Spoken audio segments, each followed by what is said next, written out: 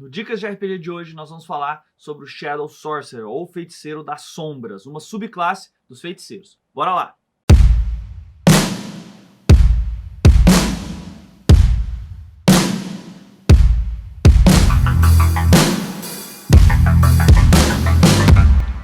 Para assistir esse vídeo, é legal que você já conheça sobre feiticeiro. Então, se você quer saber mais sobre feiticeiro, clica aqui nesse card. Bora? Hoje nós vamos te falar como jogar com um feiticeiro das sombras. Então, é um tipo de feiticeiro, uma subclasse dos feiticeiros, ligados à manipulação da sombra, da escuridão, da noite, dos sonhos. Você pode derivar isso de maneira geral para vários aspectos ligados à noite. Isso dá oportunidades de roleplay, de você dramatizar de uma maneira muito legal e pode realmente contribuir para a tua mesa, porque é uma classe muito temática e muito poderosa. Uma das primeiras coisas que você precisa decidir é da onde que vem a sua ligação com a escuridão. Não necessariamente precisa ser algo maligno, mas a ideia de trevas, de noite, da onde que isso vem na sua história. Por que você recebe os poderes desse lugar, dessa fonte de magia? E aí você criar algum ponto ligado a algum deus, ou algum aspecto, algum tipo de poder místico, fadas, ou o que é que te deu essa ligação especial com a escuridão.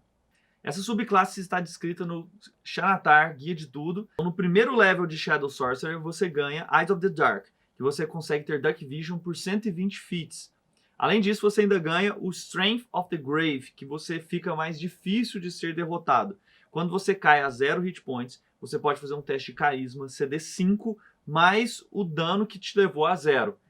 Se você passar, você fica com 1 hit point. Você pode utilizar isso só uma vez até a próxima long rest que você fizer. Então isso é extremamente poderoso, quer dizer que vai salvar a sua vida várias vezes. É lógico que com o passar do tempo, à medida que os vilões, os seus inimigos fiquem mais poderosos, os ataques sejam com dano mais maciço, isso vai ficar cada vez mais difícil. Se você tomar 20 de dano, o teste vai ser 25, então praticamente só com 20 que você vai conseguir. Mas mesmo assim, isso vai te dar várias chances ao longo da aventura de não cair naquela porrada que ia te levar para baixo.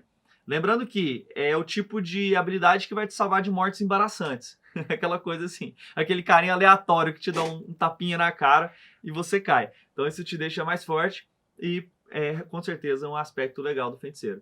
No level 3, o Eyes of the Dark fica mais poderoso. Então você começa a conjurar Darkness, a magia Darkness, que você provoca uma área de escuridão, e só você pode ver nesse local. Então lembrando que Darkness, pessoas que têm Dark Vision geralmente não conseguem enxergar. Né? Mesmo que a pessoa veja no escuro, quando é escuridão mágica, a pessoa não consegue enxergar. Agora você vai conseguir enxergar na sua própria área de Darkness. Você pode fazer isso, essa magia não ocupa uma das magias conhecidas por você, e além disso você pode conjurar ela gastando o slot de magia ou gastando 2 pontos de feiticeiro. Essa é uma das habilidades mais icônicas do Feiticeiro das Sombras e vai te dar várias vantagens táticas, embora em alguns momentos possa até prejudicar a sua equipe. Então você precisa ter uma certa coordenação, porque se você tem um inimigo e provoca dificuldade em todos da sua equipe em atacar, talvez você esteja mais prejudicando do que ajudando. Mas isso dá oportunidades, por exemplo, de você enfrentar pessoas sozinho com muito mais vantagem, ou de você utilizar no momento certo, num local da batalha mais tático, e conseguir ter vantagens muito impressionantes, e de se proteger de inimigos que queiram acabar com o feiticeiro antes que você acabe com eles. No level 6, os Feiticeiros das Sombras ganham uma habilidade mais poderosa dele, que é Cão das Sombras, The Hound of Ill Omen. Então o que você faz? No sexto level você pode, através de uma ação bônus, conjurar um cão feito de sombras. Ele vai ser uma monstruosidade e não uma besta. E ele vai ser médio e não grande. Então mas ele tem o resto das estatísticas, é como o Dire Wolf. Então ele é bem poderoso, ele tem ataques bem significativos. E além disso, quando você escolhe um alvo, então você manda aquele lobo atacar aquele alvo. Todo turno ele vai atacar aquele alvo. Todos os testes que aquele alvo precisar fazer contra as suas magias, ele vai ter desvantagem. Esse Cão das Sombras, ele sempre sabe onde o alvo tá, independente de estar escuridão ou não, ou do alvo estar invisível, ele sempre consegue achar o alvo dele. Ele sempre vai atacar, ele pode mover entre outros objetos, ele pode mover entre criaturas. Então ele vai continuar atacando por 5 minutos ou até o alvo morrer. Então é muito tempo. E ele vai ter ainda mais hit points temporários, de acordo com a metade do seu nível de feiticeiro. O Cão das Sombras pode ser morto, se ele for reduzido a 0, aí ele desaparece depois de 5 minutos, ou quando o alvo morre. E ele pode dar ataques de oportunidade, inclusive, no alvo que ele está atacando. Como que você vai usar o Cão das Sombras? Ele é muito poderoso porque você pode usar com bônus action e ainda soltar uma magia no seu alvo. É por isso que o Feiticeiro das Sombras, você precisa se concentrar em magias que sejam de controle, que seja de manipulação, e não tanto magias de explosão ou de dar muito dano maciço. Embora sempre é bom você ter uma ou duas, né? Então, nesse caso, você tem que escolher magias em que você vai, o alvo tem que fazer teste contra você, porque aí você vai aproveitar o máximo dessa habilidade dele ter sempre desvantagens nesse teste. Conjurar o Cão das Sombras custa 3 pontos de feiticeiro. Então você raramente vai poder conjurar ele mais de 2 vezes por dia, pelo menos assim que você o recebe. É por isso que, como ele é extremamente poderoso, você deve guardar para vilões mais poderosos. Não adianta você usar lá no mínimo um cara qualquer, você já perder ele e gastar 3 pontos de feiticeiro para isso. Lembrando que você tem 1 ponto de feiticeiro por level. No level 14 você ganha a habilidade de andar pelas sombras. Como é que funciona essa habilidade? Com uma bonus action, você pode se transportar entre qualquer área que tenha penumbra ou sombra em até 120 feet. Isso é ilimitado. Então, se você puder ver aquela área até 120 feet, se ela não estiver ocupada, você pode se teleportar. Isso é muito massa e dá uma das habilidades de dramatização e de poder para o seu personagem, não só dentro do combate, mas fora do combate, muito interessante. Inclusive, lembrando que você pode gerar sombra. Então, você pode gerar o seu Darkness e se transportar para algum lugar. Você pode gerar o Darkness na sua frente e ir para outro lugar de sombra que você está tendo. Você pode ter alguma magia, uma cantrip que faz luz e com isso gerar sombra e para você poder se teleportar. Então, se você for criativo ao longo do combate, você pode manipular as sombras para poder ir exatamente aonde você precisa. No level 18, você ganha a forma umbralina. Então, o que é isso? Você pode gastar 6 pontos de feiticeiro para se transformar numa criatura das sombras. Você ganha resistência a todos os tipos de dano, a não ser dano radiant, né, radiante de luz, evidentemente, ou força. Você pode mover entre objetos, pode mover entre pessoas, desde que você não acabe o seu turno num lugar ocupado. E se você for incapacitado ou morrer, você perde aquela habilidade desaparece.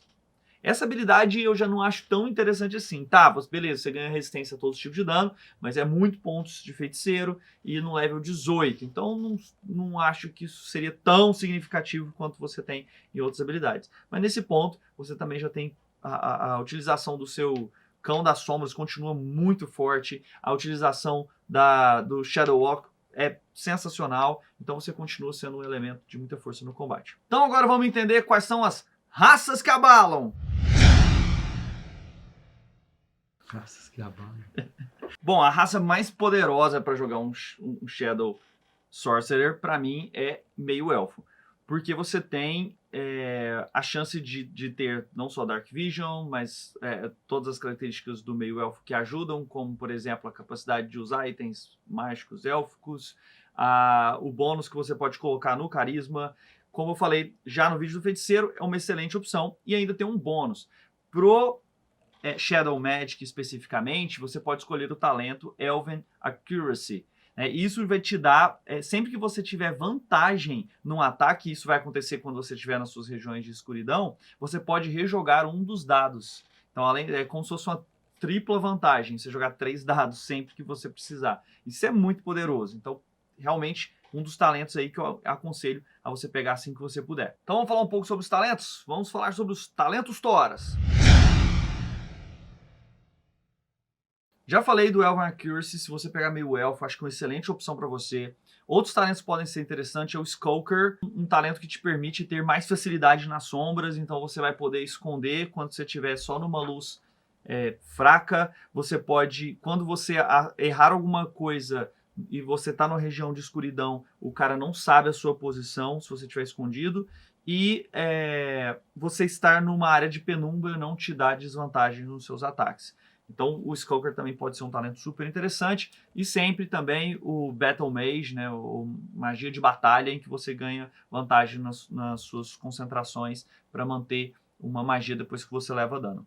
Em relação às suas perícias, o que você precisa lembrar? que uma das coisas mais importantes para o feiticeiro, ainda mais o feiticeiro das sombras, primeiro, lógico, carisma, que você tem que maximizar ao máximo, e depois constituição para conseguir manter concentração e destreza para conseguir ser stealth ali nas suas sombras. Não adianta nada você tá lá, cria uma área de sombra, o cara não consegue te ver e você usa uma armadura de placas e faz uma barulheira quando você tá indo pro lado dele. Ele vai te localizar e vai conseguir te matar do mesmo jeito. Então você colocar pontos em destreza é muito importante. Se der, maximiza o carisma, coloca lá pelo menos um 14 em destreza e valoriza também o stealth na hora de escolher as magias. Na hora de pegar o seu background, ver o que combina com a tua história e, de preferência, alguma coisa que você consegue por eficiência em stealth, em persuasão ou intimidação. Acho que intimidação parece muito mais interessante para um Shadow Sorcerer. E Deception, que também é uma característica, um skill que pode ser super útil para você, já que você já tem um carisma alto, você pode usar essa parte aí na sua party. Vamos para a categoria itens fodões. Bom, vou trazer alguns itens raros que você pode tentar conseguir ao longo da sua campanha e pedir para o seu mestre com carinho, que pode te deixar ainda mais poderoso. O primeiro deles é o Anel da Evasão. O Anel da Evasão você pode gastar uma das cargas dele, ele fica com até 3 cargas, para passar num teste de área que você fez, um teste de destreza e que falhou. Então vamos supor, o cara te joga bola de fogo, já que você está na área de escuridão, o cara não consegue te ver, pode ser que ele jogue uma bola de fogo na área inteira para te pegar. E aí você ter um item que faz com que você passe se você falhar no teste, é muito interessante. Então você tem 3 cargas e você recupera um D3 a cada nascer do sol. Outro item interessante é o Cloak of the Bat. Então esse Cloak ele faz com que você possa ter vantagens no teste de Stealth. Você também, quando você está numa área de escuridão ou dim light ou escuridão total, você pode ter voo, você pode voar nessa área enquanto você estiver na escuridão com a velocidade de 40 feet. Você pega assim as pontas daquele item e ele se transforma meio que numa capa de estilo Batman, assim, você voa. E além disso você pode... Qual que é a terceira coisa? Se transformar num morcego se você estiver na área de... Numa área de escuridão você pode também se transformar num morcego. Vamos falar um pouco sobre as magias de um feiticeiro das sombras. Um cantrips, magias level 0. Uma das principais que eu escolhi é Minor Illusion, dá para você usar num monte de situações. Prestigiação, Mage Hand, extremamente útil também nesse tipo de situação. E eu escolheria uma com dano, e aí você pode escolher Ray Frost, que deixa o cara mais lerdo, ou você pode escolher... Ou Chill Touch, por exemplo, que deixa a pessoa sem poder se curar no próximo turno. Os dois são super úteis e dá para fazer à distância. Para magias de level 1, eu consideraria primeiro uma magia defensiva. Então você pode escolher Shield, que dá mais 5, mas você tem que gastar o slot e usar a sua reação. Ou Mage Armor, que eu acho que é o que eu mais prefiro, que dá mais 3 sempre para sua CA. Além disso, escolher uma magia, e eu considero que nesse caso você teria que escolher uma de ataque. Você pode escolher Sleep, se você quiser, daria para usar muito em batalha. Dá para você utilizar também uma magia como Burning Hands, uma magia de ataque que você pega um cone de 15 feet, dá 3d6 de dano. As pessoas podem jogar o teste para tomar metade. Ou Ice Knife, que você joga a distância até 60 feet, dá um dano na pessoa se você acertar, e dependendo de acertar ou não, você dá 2d6 de dano em volta dela. Também é outra opção interessante para você escolher. Qualquer uma dessas duas, provavelmente eu trocaria depois nos outros levels, à medida que você aprender novas magias de ataque, eu trocaria elas, como por exemplo para Disguise Self, que você pode mudar a sua aparência, ainda mais que você tem um carisma alto, e um skill, se você escolheu lá Deception alto, isso também vai ser bem mais útil na sua vida do que uma magia level baixo de dano. Para magias de level 3, eu sugiro que você pense bastante em Counter Spell. Você pode usar Reaction para poder impedir uma magia de ser feita, isso é muito forte. Magias menos de level 3 automaticamente são canceladas, mais que level 3 você tem que fazer um teste, mas várias vezes você vai impedir o mago inimigo de fazer algo bem danoso para vocês. E eu acho que mesmo você sendo um cara aí das sombras, compensa muito você pensar em Fireball.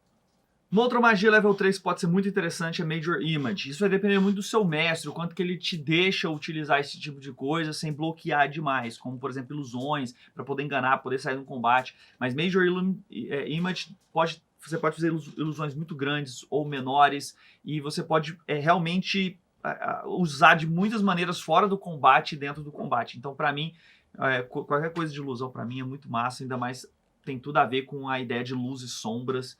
Então Major Image pode ser uma magia legal para você. Para magia de level 4, considere Polymorph. Polymorph extremamente poderoso, dá para você fazer várias coisas diferentes nos inimigos, nos seus amigos. Então, muitas coisas interessantes que você pode fazer com ela. Wall of Fire, magia extremamente poderosa para você usar e que realmente pode dividir a batalha de forma tática muito legal. E Dimension Door, até você chegar no level 14, que você vai poder se transportar nas sombras, pode ser uma ideia muito boa também.